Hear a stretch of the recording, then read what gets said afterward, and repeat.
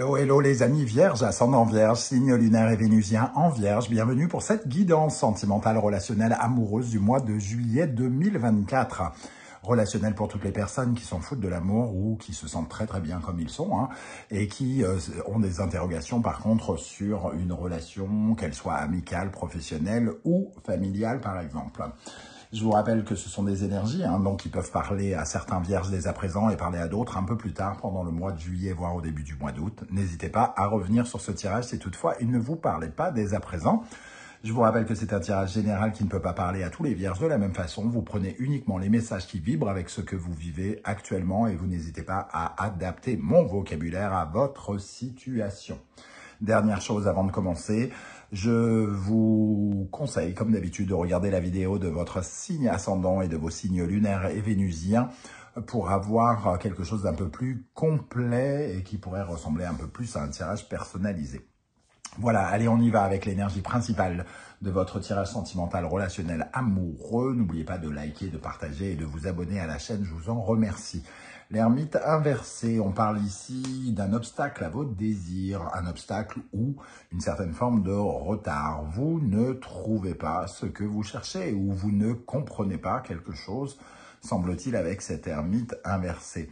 Alors peut-être qu'aussi vous vous sentez un peu isolé, le bilan que vous êtes en train de faire sur quelque chose n'est peut-être pas très clair, vous ne comprenez pas les tenants et les aboutissants d'une situation, vous vous sentez peut-être impuissant quant à faire évoluer quelque chose aussi, parce que vous n'avez pas les réponses ou vous ne trouvez pas les remèdes, les solutions avec l'ermite inversé. Il peut être question aussi tout simplement d'avoir le sentiment que quelque chose n'évolue pas au rythme auquel vous y attendiez. Pardon. L'ermite inversé, il est pris entre guillemets par le temps, il est obligé d'attendre hein, entre guillemets. Alors, cette carte, bien évidemment, l'ermite peut nous parler d'un certain repli sur soi, donc d'une certaine forme de timidité ou de certaines formes de crainte qui vous rendent impuissant à aller vers l'autre, hein, peut-être. Vous vous sentez peut-être mis à l'écart aussi. Voilà, donc il y a peut-être une certaine forme de difficulté à regarder une certaine forme de réalité puisque vous ne trouvez pas la compréhension, la maturité, la sagesse suffisante là tout de suite avec cette carte. Hein, je ne vous accuse en rien pour comprendre quelque chose.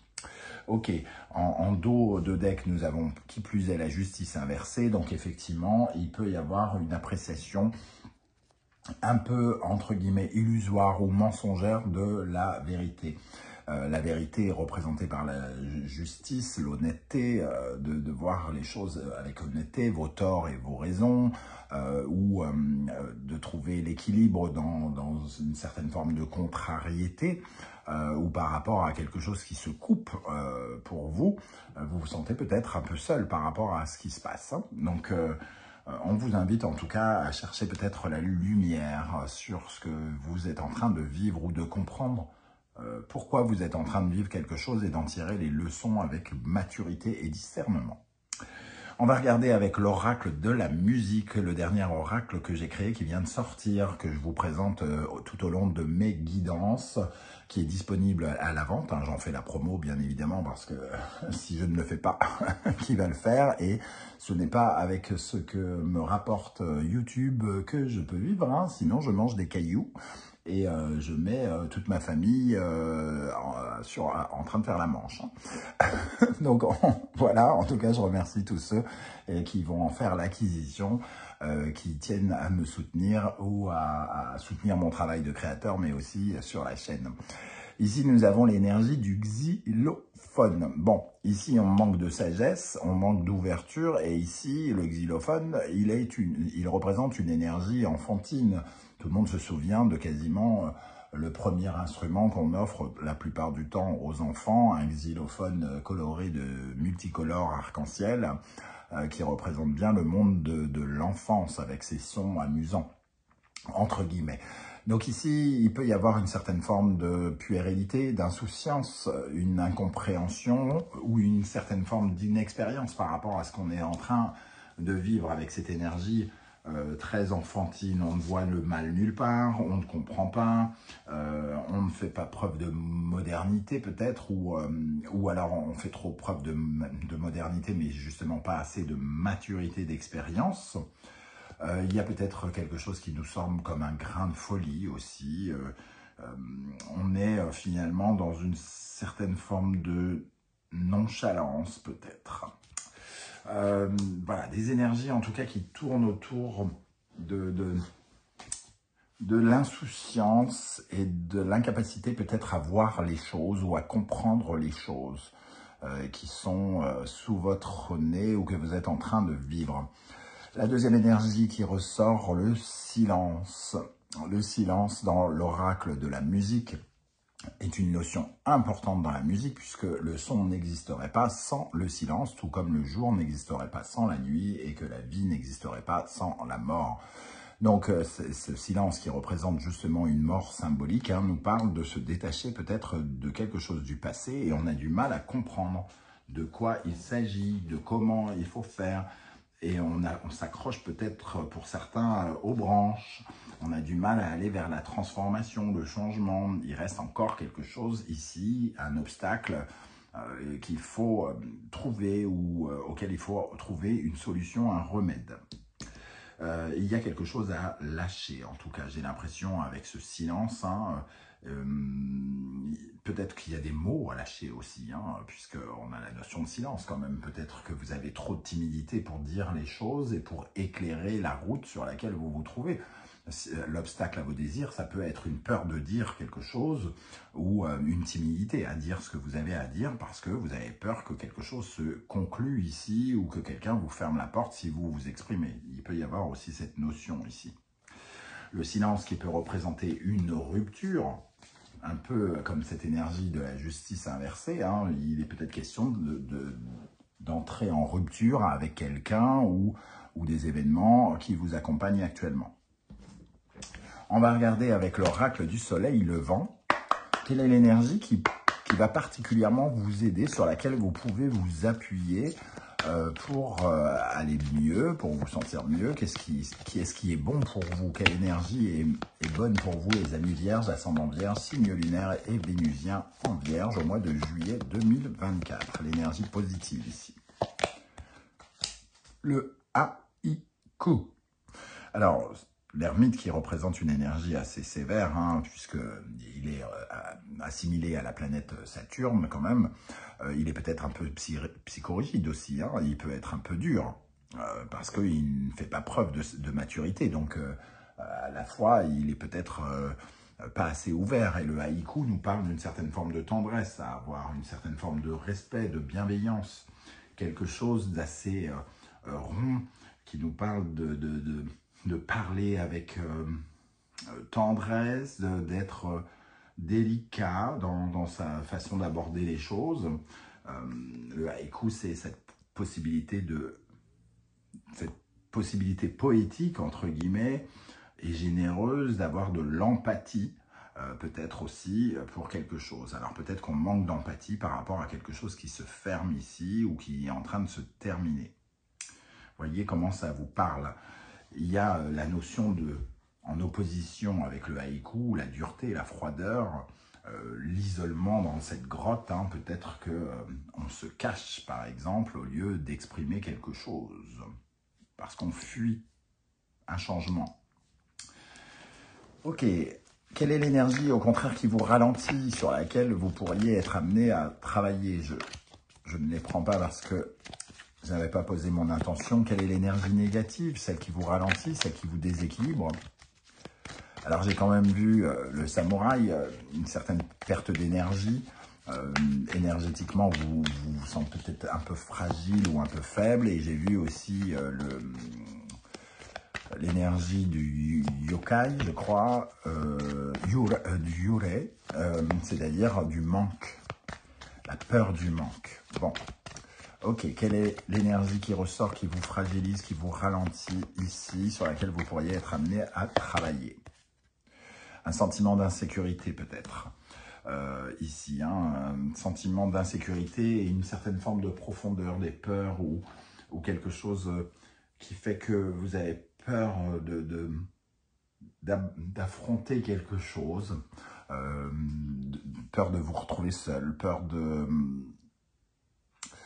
Oui, il y a ce sentiment d'insécurité avec la maison dans cette position qui fait que on a du mal à comprendre, à se comprendre soi-même et à se sentir, entre guillemets, totalement autonome peut-être, pour certains d'entre vous.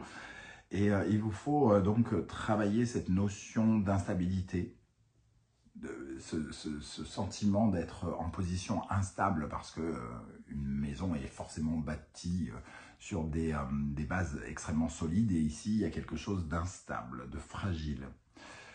La maison aussi peut marquer une dimension un peu égoïste, donc ça peut peut-être parler à certains d'entre vous. Ok. Quel est le conseil que l'univers souhaite vous transmettre au travers de ce tirage, les amis vierges? Le conseil qu'on souhaite vous transmettre. Il peut y avoir une dimension avec la maison familiale aussi, hein, des tourments familiaux, des schémas transgénérationnels, des schémas familiaux qui vous empêchent d'aborder la situation d'une façon positive. Quel conseil pour les vierges? Cancer, Lune, Poisson et Neptune ici. On est quand même dans le royaume un peu du sombre, de l'illusion. Donc il était encore question de ne pas se mentir ici. Moi je ressens une énergie un peu... Je sais que vous détestez ce mot, que tout le monde déteste ce mot, un peu Calimero. On peut... parce que justement, on est un peu...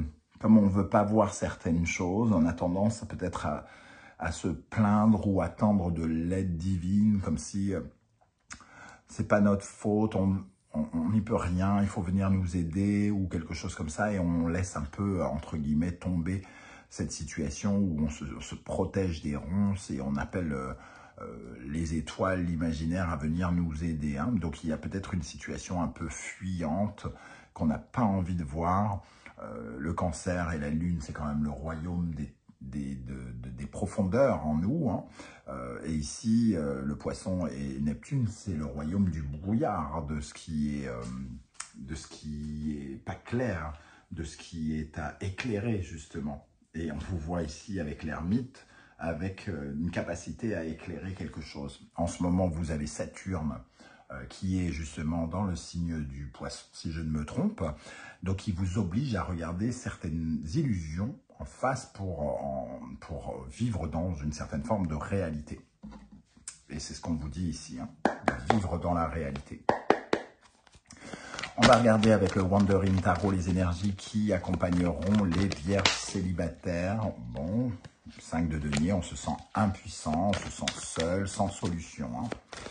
Donc on ne voit peut-être pas les solutions avec l'ermite inversé. Hein. Quelle énergie vont accompagner les vierges célibataires dans un premier temps en juillet 2024? Nous avons les amoureux. Ok, donc une certaine forme d'hésitation, de doute. Et le 8 de bâton. Alors, je ne les tire pas à l'envers, mais évidemment, je ressens quand même une énergie peut-être un peu négative, une difficulté à être dans l'harmonie. Les amoureux inversés, c'est le côté un peu rupture aussi, et d'aller de l'avant avec le 8 de bâton, agir comme si on prenait ses bagages pour aller de l'avant. Il peut y avoir ici un doute sur le fait de lâcher ou de ne pas lâcher quelque chose.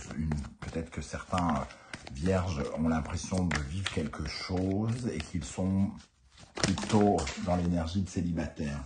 On retrouve par terre le 5 de denier, le 2 de coupe, la tour. Donc il y a effectivement une impuissance par rapport à un sentiment de devoir reconstruire, de devoir lâcher quelque chose.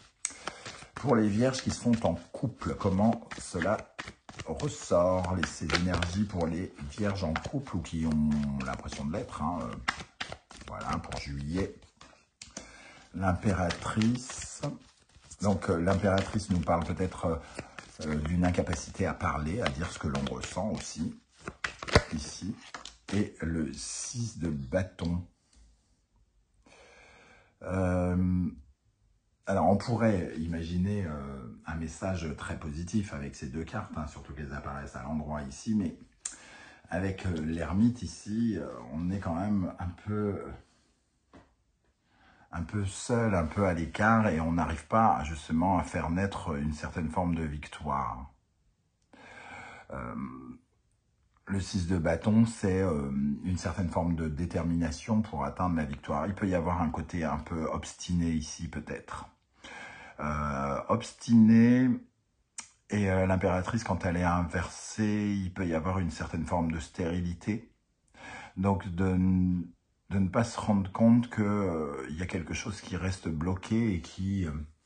alors, soit qui ne connaît pas le succès là, dans l'état tel quel, et qu'il y a un obstacle et qu'il y a des choses à comprendre, à éclairer justement. Peut-être il faut transformer certaines choses hein, dans le couple ici pour que ça fonctionne davantage. Voilà comment je ressens ces énergies pour vous les amis vierges. J'espère que vous serez nombreux à venir commenter juste en dessous et à me dire un peu comment vous ressentez tout cela. Vos différentes lectures intuitives par rapport à un tirage unique seront peut-être intéressantes et pourront peut-être inspirer des conseils pour d'autres vierges qui vous liront. Je tenais à vous préciser que j'ai réalisé une guidance pour le second semestre 2024. Je vous invite à aller la consulter si vous le désirez.